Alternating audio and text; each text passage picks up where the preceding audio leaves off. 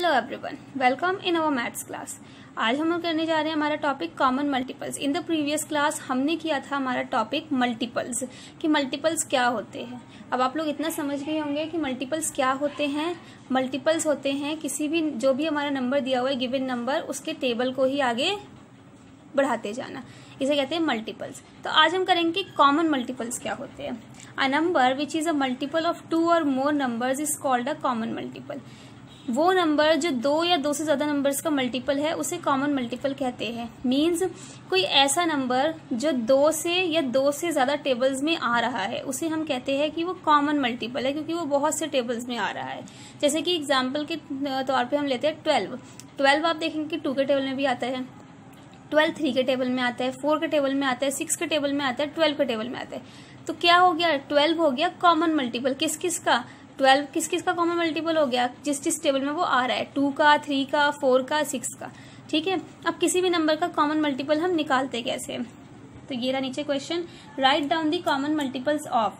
आपको common multiples लिखने किसके, कॉमन मल्टीपल्स जब भी निकालने होंगे एक बात ध्यान रखेंगे कि आपको हमेशा कॉमन मल्टीपल निकालने के लिए 2 नंबर देंगे, क्योंकि 2 नंबर्स या 3 नंबर्स के बीच में ही आपका कॉमन मल्टीपल निकलेगा, अकेले कभी नहीं निकलेगा। तो सबसे पहले हमें 6 लिखा है तो हम 6 के मल्टीपल्स लिखेंगे।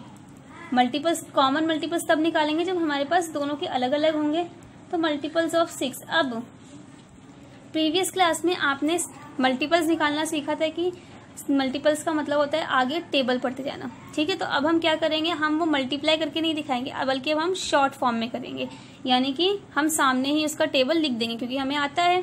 तो 6 का मल्टीपल लिखने का मतलब है सामने हम 10 तक 6 का टेबल लिख देंगे। ठीक है,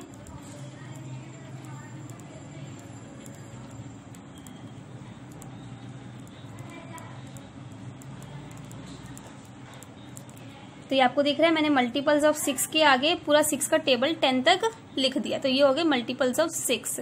ठीक है, अब है नेक्स्ट नंबर 8। तो मैं लिख दूंगी मल्टीपल्स ऑफ 8। तो इसमें मैं क्या करूंगी, इसमें मैं किसका टेबल पढ़ूंगी, लिखूंगी 10 तक 8 का टेबल।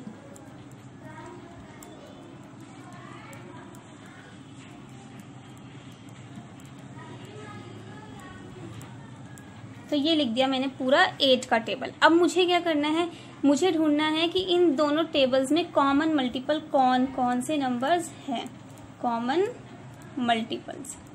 ठीक है, अब मैं देखना स्टार्ट करूंगी। यहाँ 6 है, यहाँ कहीं भी 6 लिख रहा है आपको, नहीं। यहाँ 12 है, यहाँ कहीं 12 नहीं। यहाँ 18 है, यहाँ पे 18 नहीं। यहाँ 24 है, यहाँ पे 24 दिख गया। तो जो कॉमन मल्टीपल यानी कि जो दोनों टेबल में जो नंबर आ रहा है उसको हम सर्कल कर देंगे ताकि हमें पता रहे कि कौन कौन से नंबर कॉमन मल्टीपल है। तो सबसे पहला कॉमन मल्टीपल क्या हो गया, यानी कि दोनों में सेम नंबर कौन सा हो गया, 24। सबसे पहले कॉमन मल्टीपल में आ जाएगा 24। अब आगे बढ़, इसमें 30 है लेकिन यहाँ पे कहीं भी 30 नहीं है। इसमें 36 है पर यहाँ पे भी 36 नहीं है। यहाँ पे 42 है लेकिन यहाँ पे कहीं भी 42 नहीं है।